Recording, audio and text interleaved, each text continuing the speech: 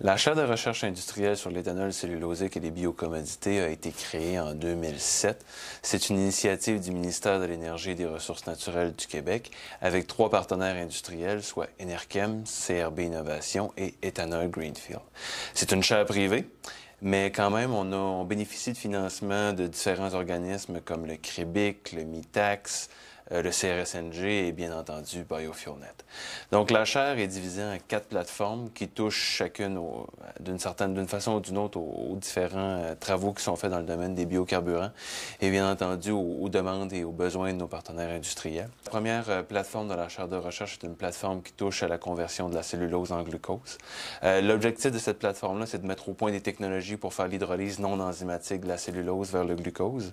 Et l'objectif principal et le final de cette phase de la chaire va être de créer un pilote où on va faire la conversion, un pilote d'une capacité de production de 100 000 litres d'éthanol par année. La plateforme 2 est dédiée aux hémicelluloses et à la lignine. Donc, les hémicelluloses et la lignine, c'est des trucs qui composent également la biomasse lignocellulosique. L'objectif est de convertir ces macromolécules en produits à valeur ajoutée.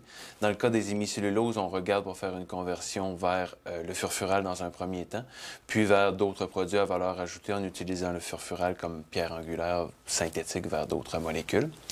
L'objectif de cette plateforme-là, on devra livrer à la fin du mandat une plateforme qui aura une capacité de production de 15 000 litres de furfural par année. Et bien, on est en train de travailler là-dessus également. Également, dans la plateforme 2, on va travailler sur la lignine. C'est le polymère à base d'aromatiques le plus important sur Terre, donc devient très intéressant de le valoriser. Donc, la lignine, l'objectif de la chaire est de faire une conversion. Dans un premier temps, on va dépolymériser la lignine pour faire des monomères et des oligomères. Et l'objectif ultime, c'est de convertir les oligomères en carburant pour l'aviation. Troisième plateforme de la chaire est dédiée aux procédés thermochimiques, plus spécifiquement à la gazéification en lien avec un de nos partenaires industriels. Donc, on regarde au niveau du pré-traitement de la biomasse qui va rentrer dans un système de gazéification jusqu'à toutes les investigations par rapport aux réacteurs, au traitement des gaz et également toute la valorisation de ce qui est goudron, charbon, mais également tail gas, c'est-à-dire essentiellement des alcanes à courte chaîne qui sont produits en parallèle lors de la gazéification. Dans la plateforme 3, on est aussi impliqué sur la partie catalytique où on va utiliser le gaz de synthèse qui est un intermédiaire ou un bloc de base pour faire des synthèses par la suite. Donc, on va utiliser ce bloc de base-là pour faire différentes conversions en fonction des besoins et des demandes de nos partenaires industriels. Finalement, la 4e plateforme est une plateforme qui va regrouper ou qui va encadrer les autres plateformes. Il y a 2 aspects à cette plateforme-là. D'un côté, il y a tout ce qui est modélisation. Donc, on va faire de la modélisation au niveau quantique. On va faire de la modélisation également au niveau fluidodynamique. Donc, fluidodynamique, c'est plus au niveau engineering. Quantique, ça va être plus au niveau fondamental. Au niveau CFD, on va travailler, on a travaillé essentiellement sur le suivi par ordinateur ou par modélisation des différents réacteurs catalytiques qui sont impliqués et qui sont utilisés par nos partenaires industriels. Au niveau quantique, on a travaillé sur le design de catalyseurs en utilisant un système informatique quantique, donc un outil de calcul quantique. Et l'autre facette de la plateforme 4, ça va être tout ce qui est quantification et techniques analytiques dédiées aux procédés. Donc, non seulement on va permettre la quantification de tous les travaux qui sont faits au laboratoire, mais on va aussi développer des outils pour pouvoir être utilisés en ligne. Donc, on va fournir les plateformes, mais également les outils analytiques qui permettront éventuellement de faire toute la quantification qu'on aura besoin de faire.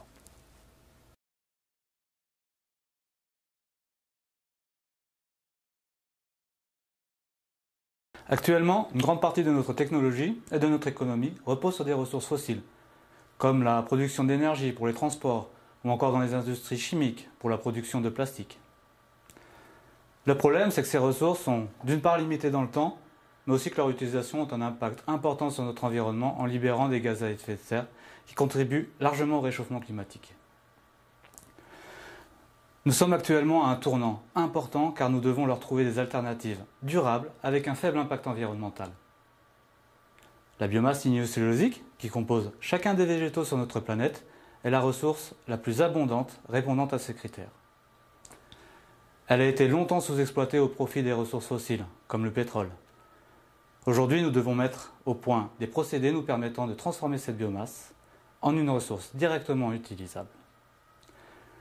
C'est d'ailleurs le travail que nous nous efforçons de faire à la chaire de recherche industrielle sur l'éthanol cellulosique et les biocommodités. Mais bien sûr, il est évident que nous n'allons pas faire de déforestation intensive pour produire des biocarburants. D'ailleurs, ça serait plus tellement bio de le faire. Les sources qui restent envisageables sont principalement les résidus forestiers, les résidus agricoles ou encore les déchets verts des collectivités locales. La chimie de la biomasse, lignocellulosique, est véritablement complexe. C'est un composite naturel formé principalement de 3 polymères. La cellulose, qui représente 40 à 60% de la matière végétale, se présente sous la forme de fibres, elles-mêmes composées en macrofibrilles, qui peuvent également se séparer en microfibrilles. Ces fibres de cellulose sont véritablement intégrées dans une matrice d'hémicellulose et de lignine. Les hémicelluloses servent d'ailleurs probablement d'interface entre la lignine et la cellulose. Ces 3 polymères possèdent une structure chimique et des propriétés qui sont totalement différentes. Et comme pour les procédés pétroliers, ce qui est important, c'est d'être en mesure de les séparer afin d'en tirer le meilleur parti de chacun. Mais les choses ne sont pas aussi simples, car comme nous l'avons vu, elles sont intimement liées entre elles. Et il est vraiment très difficile de les séparer avec un haut degré de pureté. Parmi les méthodes à notre disposition, nous avons choisi le procédé d'explosion à la vapeur, où la réaction se fait en 2 étapes dans un réacteur supportant des pressions importantes avec une température de l'ordre de 180 à 220 degrés. Le principe est relativement simple en soi. La biomasse est introduite dans un réacteur fermé hermétiquement. Ensuite, de la vapeur d'eau surchauffée est ajoutée, ce qui permet d'augmenter la température et la pression au sein du réacteur. L'eau contenue dans la biomasse monte en température, mais grâce à la pression, elle reste sous sa forme liquide. Une fois le temps de réaction atteint, le réacteur est rapidement ouvert, ce qui provoque une détente quasiment instantanée. En fait, l'eau sous sa forme liquide est brutalement vaporisée, ce qui provoque véritablement l'explosion de la biomasse. La matière est ainsi défibrée et les polymères sont en partie solubilisés. Pour obtenir l'effet attendu, ce qui est important, c'est que la biomasse soit tout simplement imprégnée d'eau. La première étape permet de solubiliser les hémicelluloses. Mais ensuite, la biomasse restante subit une deuxième explosion, mais cette fois dans des conditions alcalines, ce qui nous permet en fait de solubiliser la lignine. À la fin de cette opération, les résidus restants sont principalement constitués de cellulose à 90%. Maintenant que nous avons réussi à séparer les différents constituants, nous allons pouvoir les transformer pour la production de biocarburants ou encore de produits chimiques de base utilisables ensuite par les industriels. Mais intéressons-nous davantage à la cellulose. La cellulose est un polymère linéaire de glucose. Ce glucose peut être directement utilisé pour la production de bioéthanol par fermentation, comme cela est fait actuellement en fait avec l'amidon provenant du maïs, ou de la même façon tout simplement qu'on ferait une bonne bière. Mais encore une fois, ce n'est pas aussi simple, parce que les liaisons liant les molécules de glucose entre elles sont très résistantes. En plus, un arrangement organisé de ces molécules entre elles forme une structure vraiment compacte, qui augmente ainsi leur résistance en empêchant tout simplement les produits chimiques de pénétrer la matière. On parle d'ailleurs de structure cristalline de la cellulose. Le procédé que nous avons développé à la chaire permet l'hydrolyse de la cellulose en 2 étapes. Une première étape réalisée dans l'acide sulfurique concentré à basse température permet en fait tout simplement de casser cette structure cristalline. On obtient ainsi une cellulose amorphe. La deuxième étape, elle, se fait dans l'acide dilué à plus haute température et permet ainsi de couper les polysaccharides ou les oligosaccharides en glucose. Ce procédé possède comme avantage d'utiliser des produits qui sont déjà pas chers, mais qui sont également facilement disponibles sur le marché. Si on compare avec des procédés d'hydrolyse enzymatique, les temps de réaction sont nettement plus courts et il n'y a pas de problématique liée au monopole des compagnies produisant les enzymes. Néanmoins, pour que ce procédé soit économiquement viable, avec un faible impact sur notre environnement, il est important, même impératif, d'être en mesure de recycler cet acide. C'est d'ailleurs la partie innovante de notre procédé, dont un brevet devrait bientôt sortir. La technique que nous avons développée permet de faciliter le recyclage tout en limitant les coûts. Le développement d'un procédé comme le nôtre passe d'abord par le laboratoire, avec la mise en œuvre des réactions sur des petits volumes. Cette étape est importante car elle permet d'établir déjà une base, d'optimiser également les différentes étapes et de juger de son potentiel. On commence aussi à recueillir les principales informations qui nous permettront ensuite de passer à une échelle plus importante. Nous avons une équipe de chimistes analystes et des équipements de pointe pour nous aider à caractériser nos produits et comprendre ce qui se passe avec.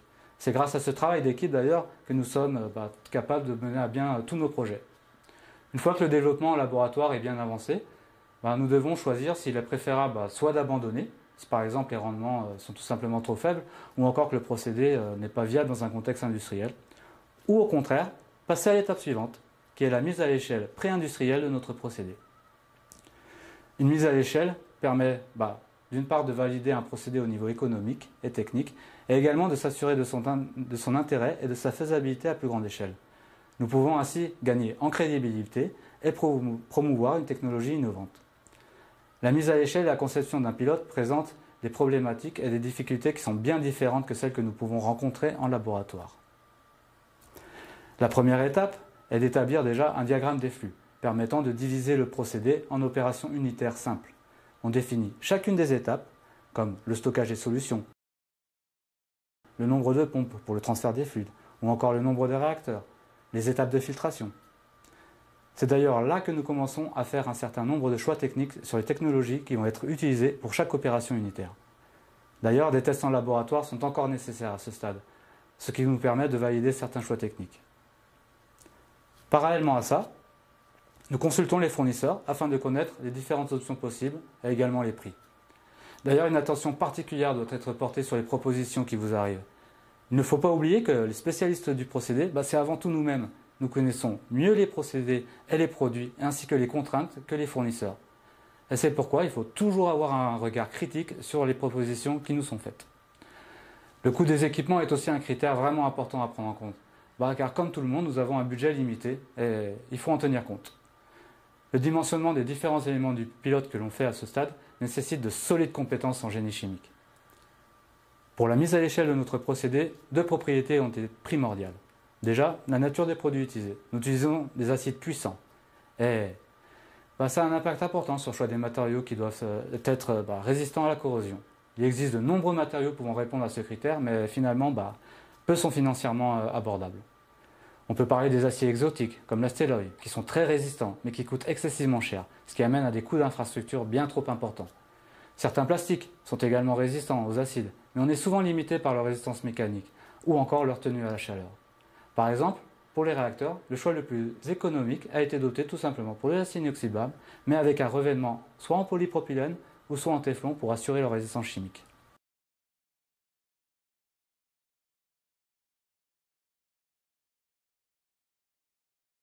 Une autre problématique importante a été la très forte viscosité du mélange de la cellulose avec l'acide, car nous utilisons très peu d'acide. Et ce mélange se comporte au début un peu comme une pâte à pain. Une agitation classique n'est vraiment pas envisageable. Et pour résoudre ce problème, nous nous sommes un petit peu inspirés de ce qui est utilisé dans l'industrie agroalimentaire, qui sont plus habitués à des mélanges très visqueux. Et nous l'avons adapté à notre procédé avec l'utilisation d'un agitateur planétaire.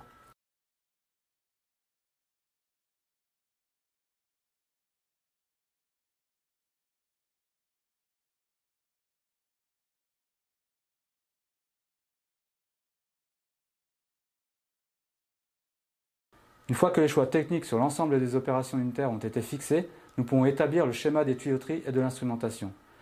Ce diagramme définit tous les éléments d'un procédé industriel. C'est d'ailleurs le document le plus précis et le plus complet. Il se distingue du diagramme de flux par l'ajout des éléments de contrôle, certains détails comme les matériaux utilisés, les canalisations et leur isolation, la disposition des différents éléments. À ce stade, les choses commencent vraiment à être intéressantes car on commence en fait à entrevoir ce que sera le futur pilote. Après, on peut passer à une modélisation 3D du pilote, qui nous permet d'une part de nous assurer que tous les éléments s'agencent parfaitement entre eux, et voir comment également le pilote pourra s'intégrer sur le site choisi pour l'opérer.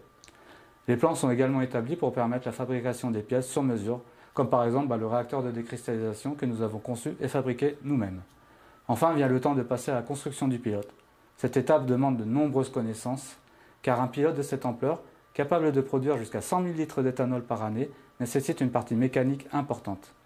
Il y a l'électricité aussi, l'automatisation, sans oublier la sécurité.